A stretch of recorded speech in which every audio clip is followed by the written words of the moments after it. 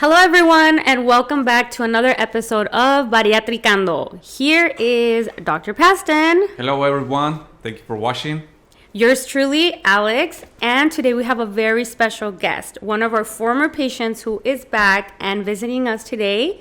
I'm going to give her the time to go ahead and introduce herself. And Cindy, we'd like to know if you can tell us a little bit about yourself, your name, where you're coming from, and yeah, just a little bit. First of all, thank you for coming. I'm sorry for interrupting. Thank you for coming and for accepting the invitation. Yeah, thanks for having me.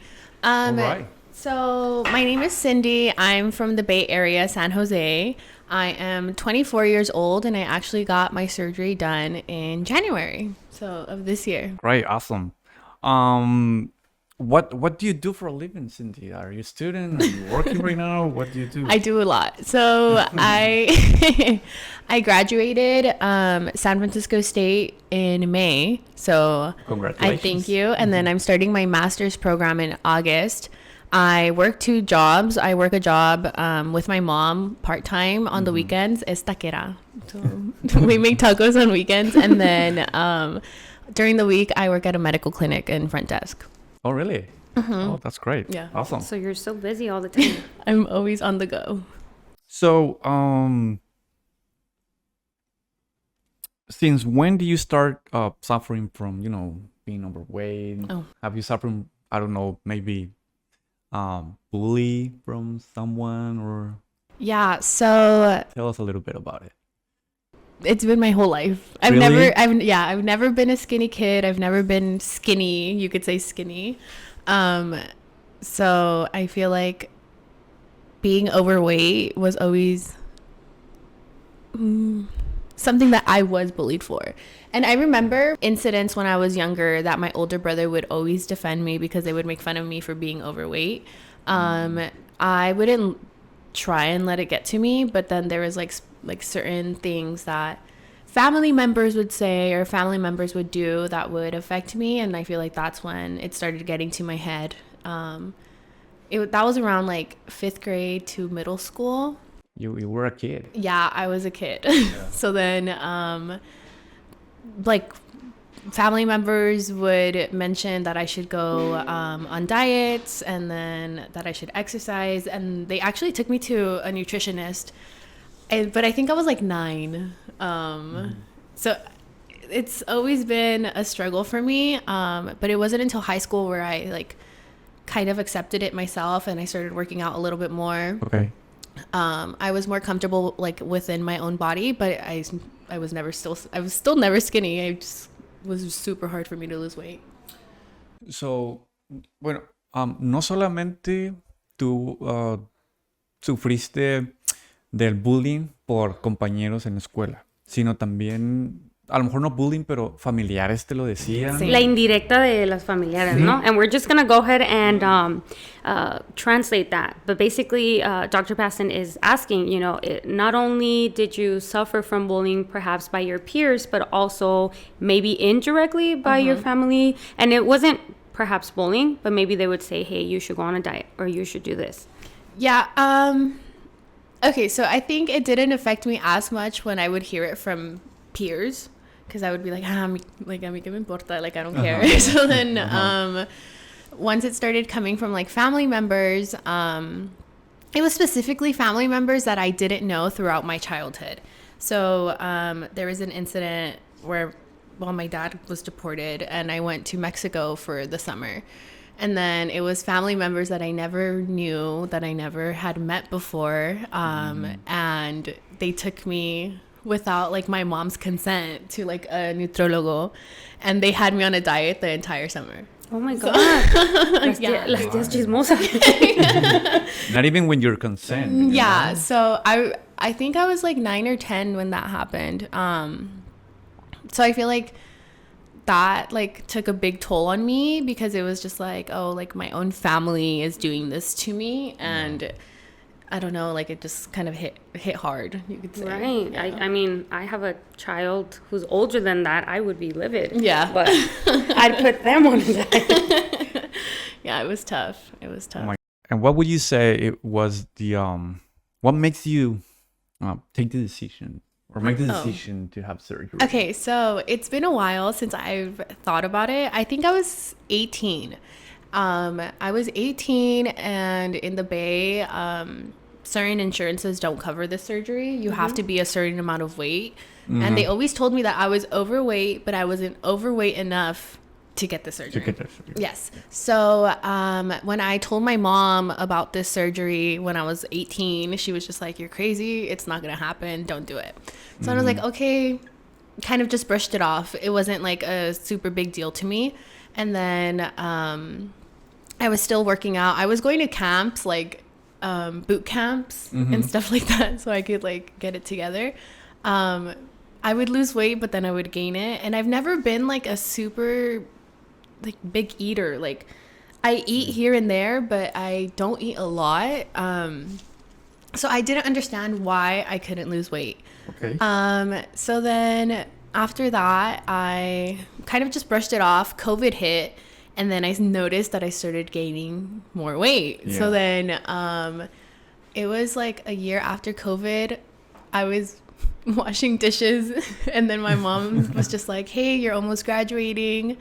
I'll give you X amount of money, and I'll pay for whatever surgery you want."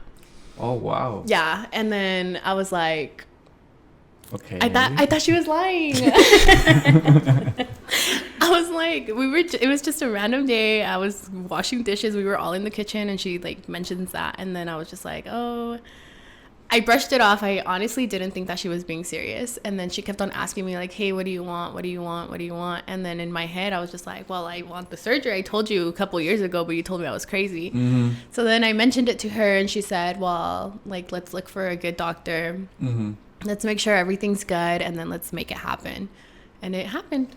It happened. Yeah. And how do you find out about us? I mean... Yeah, that's what I was going to ask. How did you come to find our company? Okay, so I don't know if you guys believe in all of these algorithms on TikTok. We do. They're always listening.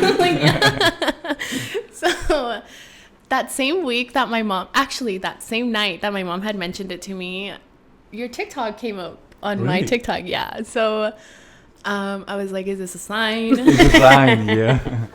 What's meant to be. Yeah. So then my mom has friends that have done this before, so she told me to contact their doctors. I did.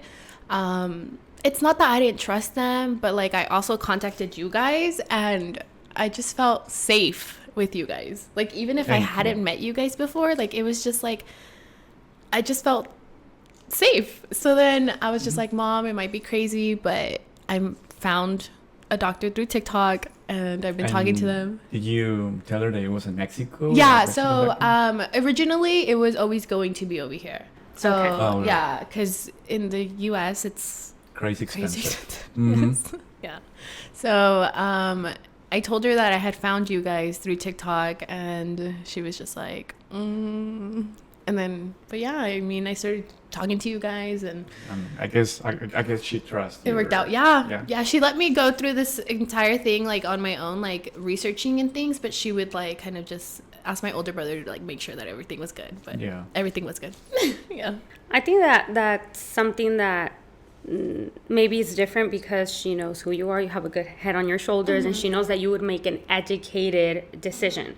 So I think for a lot of patients, in your specific case, you say Mexico was always the option. But for some patients, Mexico is never the first option because of everything that they hear. Now, what could you tell those patients that say, no, Mexico is the worst, being someone that lives in the States? Okay, so I say do your research. Honestly, there's places in the United States that you might think are the best, but then they have bad reviews or certain things happen. I'm so used to coming to Mexico, so I feel like I'm comfortable coming over here. So it might be like harder for somebody else to actually come over here when they've never came. But like coming from me, I honestly think this clinic is an amazing clinic, and I definitely want to come back. I don't know for what, but we'll see.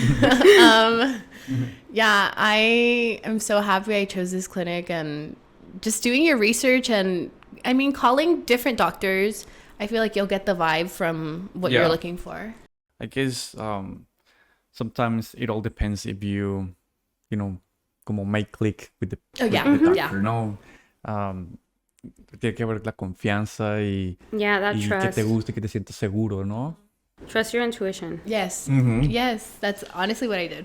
Yeah. Yeah. And how was your experience? I mean, speaking about the surgery. Yeah. So everything was so smooth. It was so surprising. Were you expecting to be like worse? I Like, thought I was a lot gonna of like pain, be or- dead. Like just- Yeah. Not able to, you know, be so self-sufficient. Yeah. So this was my first ever surgery. Mm-hmm. On my way here, my mom didn't come with me because I have two younger brothers. So I have an older brother and two younger brothers. My brothers are babies. My mom is super attached to them. So my mom didn't come with me to my surgery. But my older brother did. Yeah. So when we were flying in, because everything happened that same day that I flew in. So I got a flight to San Diego from the Bay super early. And then I got picked up from San Diego, brought to the clinic, and then I thought I was gonna be nervous, but I was super calm. Calm. Yeah. The nurses were asking me if I was nervous, and I was like, "Is it weird that I'm not nervous?" Yeah, I was You're so like, confused. should I be? Yeah, I was like, so what time do my nerves kick in? No, everything was super smooth. Surgery, I remember when I was put into my anesthesia. Yeah. I was like, I just remember him telling me they were singing. They all had such a good vibe. They had such a good vibe, and he We told always me, have music in the war, okay? he was just like, I'm gonna be singing, and you just take a deep breath in. And I was like, okay. He's like, every time you hear me sing, just take a deep breath in. And I was like, okay. So then I was like, and then I knocked out. She's like, make this And that was stop. it. I knocked out, and then I just remember waking up after surgery, and I was like, where's my brother? And then like 30 minutes after, I was upstairs. I was in my room. I'm not gonna lie, I was asleep probably for most of the day, but How was pain at the moment? nothing. Yeah, I woke up, and I remember being told, as soon as you can, make sure you're walking. So then walking. yeah, so then basically, thank you. So then basically I just got up and I started walking as soon as I could, as soon as I wasn't drowsy. And then everything was good from there. Like the next day I was up showering, blow drying my hair. Like I was Wow. good, yeah. Yeah, we're used to see this kind of recovery from patients that are young, and Younger. healthy, right? Every patient is different. Some of them experience some pain or discomfort. Some of them experience some nausea or vomiting Oh, yeah. right after. But you know what I've noticed lately, and obviously it has nothing to do with age, but the mindset. We had a patient last Yeah, week mindset is very important. that was older, For sure. and she was like, I am so excited to do this. And she was actually our giveaway winner, Laura. So if you guys see her on those videos, she's always like super cheerful. She was like nothing. Now, we're not going to say not everybody is like Cindy and Laura. Some of them do experience pain. But for the most part, that mindset of the excitement and them wanting to change your life and seeing all these other people go through the same thing and have those amazing results has a lot to do with it. I feel like when you come with that positive mindset, everything flows a little bit smoother. And it might sound a little, cliche, but it's true. It really is. We see that a lot. So, Cindy, your surgery was 6 months ago. Do you remember what was your weight the day Yeah. of surgery? I think I was 256. Yeah. 256 pounds, yeah. and how How much have you lost? Yeah, so the last I'm sorry, but I haven't weighed myself recently. Oh, we can do that right now. I'm gonna do that right now. I've kind of been just like hiding from the scale. Really? But last time I weighed myself, I was 190 or 189, 190. Yeah, like almost 60 pounds. Yes, off. yes, and that was about 2 weeks ago. Yeah.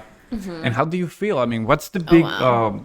the biggest difference now that you have lost weight or 60 pounds? I feel happy. Really? Yeah, so Okay, so body dysmorphia is definitely a thing. Yeah, I feel like if I look at myself, I feel like I look the same. I'm not gonna lie. I know I don't look the same, but in my body, I feel like I look the same. So when people see me and they haven't seen me in a certain amount of time, I kind of hid from my friends. Well, I'm not gonna lie, I hid from my friends during recovery. So now that they see me, they're like, "Oh my God, Cindy! Like, where's Cindy?" And I'm like, I don't know. So then I feel like I'm just happier with myself. I did this for myself, and I've always done everything for myself. I've never been the type of person that, I'm going to wear this because I want this person to look at me this way, or I'm going to do this because I want this person to do this. It's always been for me. So now that I'm able to kind of continue doing me, but then I like the way that I look, it's made my self-esteem go all the way to the top. Which is super nice. Yo quería preguntarle, ahorita que te escuchaba decir de que te sientes feliz y contenta como tú te ves, ¿hay algo en lo que te limitaba el sobrepeso? Si So, for quieres, haz la example, pregunta en Dr. inglés Peston's para- asking, was there anything that, as she's speaking about how she's feeling and everything, was there anything that her weight was limiting her to do or feel or anything? That's a tough question. I feel like I was raised by such... I'm like, can I say badass? Yeah. I'm like, I was raised by such a badass mom that she always let me know that everything is possible and I could do whatever I put my mind to. So basically, being overweight and doing that has never stopped me from doing anything. Or at least trying to do Yeah, stuff, right? so it just kind of like build a wall, we could say. So do you feel like your hindrance or your limits were more mental or Yes. emotional than Yes. physical? Yes. And the reason why we ask that is because there's patients, for example, that say, well, I couldn't hike. I couldn't go on a plane without a belt Yeah. extender. Yeah. Like those types of things. But then from what it sounds like, your mom always encouraged you to Yeah. try things, but more so emotionally. I mean, now that you say that, like when I was at my biggest weight, that was like probably like 4 months before surgery. So then I remember going to an amusement park with my little brothers, and I tried getting on a ride, and like it was just like so tight, and I was just like, this is it. Like I was like, how embarrassing, because it had never happened to me before. Like I've always been overweight, but I would still like fit within the limits.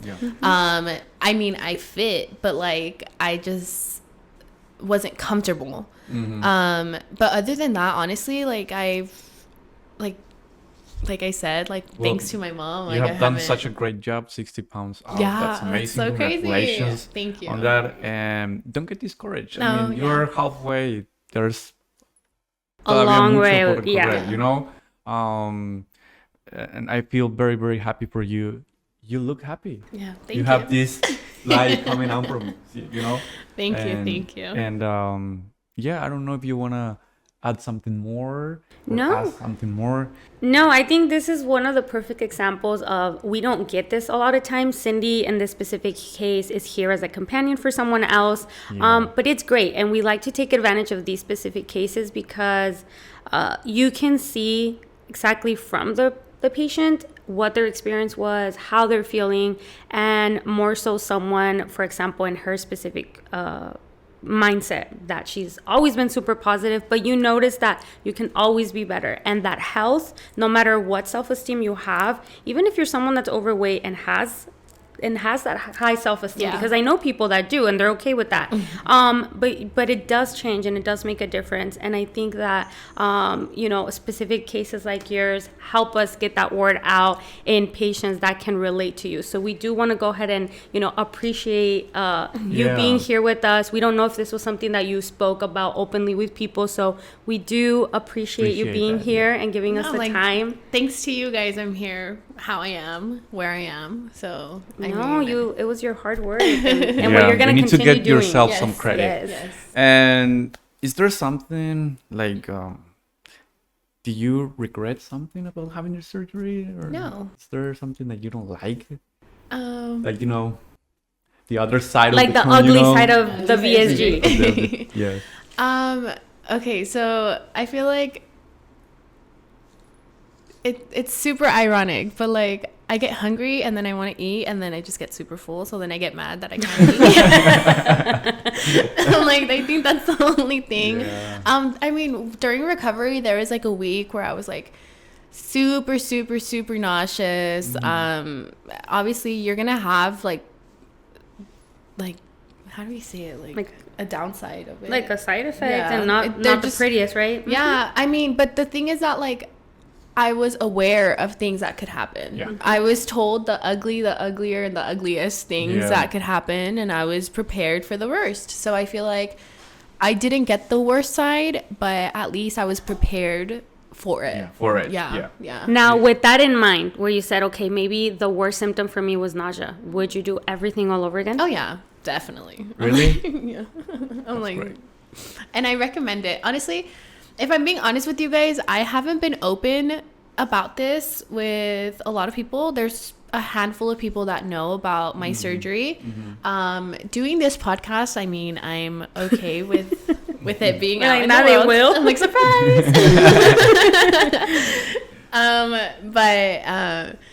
I mean, people have questions. They'll always have questions. They'll always have their opinions. So if I did this to make myself feel better, then I'm so happy that I did this, and I'll do this 100 times if it continues to make me feel better about myself. Because even if I do have like a positive mentality, there's always those dark days that you just like go in your room, want to cry, and be locked in there, you know? So it's like, I feel like this has definitely helped my self-esteem, like inside and out, you could say. Well, thank you for you. sharing this Yeah. For all of us. What will be your advice for patients that are thinking about having surgery? Honestly, I say go for it. Especially here at this clinic. The staff is amazing. Dr. Paston is amazing. I've just had so many good experiences here. Any question that I had, I feel like I texted Alex like 100 times after surgery. I was just like, hey, like, is this normal? And she would respond to every single one of my texts. Communication here is so great. It's so great. And I mean, everything is so smooth. Like from before booking surgery to the day of your surgery to leaving, everything is so smooth and it works out perfectly. Thank you so much, Yeah. Cindy. I'm very, very happy for you. Yeah. Once again, thank you for being here, for accepting the invitation. This is our first chapter in English. Yes. As you can tell, my English is terrible. Okay, No, it's good. I don't know It's if I'm gonna do this again, but it's all right. It's all right. First and Okay. last. Well, thank you. I'll be seeing you around. Yes. Okay, Yes. I understand some of your family members is here in the Yeah. hospital right now. Yes. So and then I'm gonna give you the consultation. We're gonna weigh you. Mm. Okay. Okay. Thank you for coming. I don't know, Alex, if you wanna ask something else. No, I think that's definitely it. Like I said, just thank you for your time and for allowing us to be your coming out, I guess, on this. Yeah. But thank you. Yes, thank you everyone that tunes in to our podcast. Like Dr. Pasta said, this is our first English podcast. There's a lot of people that always say, how come you guys don't do it in English? We're venturing, we're trying it out. So yeah, keep All tuned right, guys, for the next one. If you're thinking of having surgery, give us a call, send us an email or a message. We're here to help you. Like Cindy mentioned before, do your research. Yes. That's very, very important. Okay. Well, thank you for watching us, and I will leave you the link below so you can follow us on social media. All right. Until next time. Thank you so much. Thank you. See you next time. Bye bye.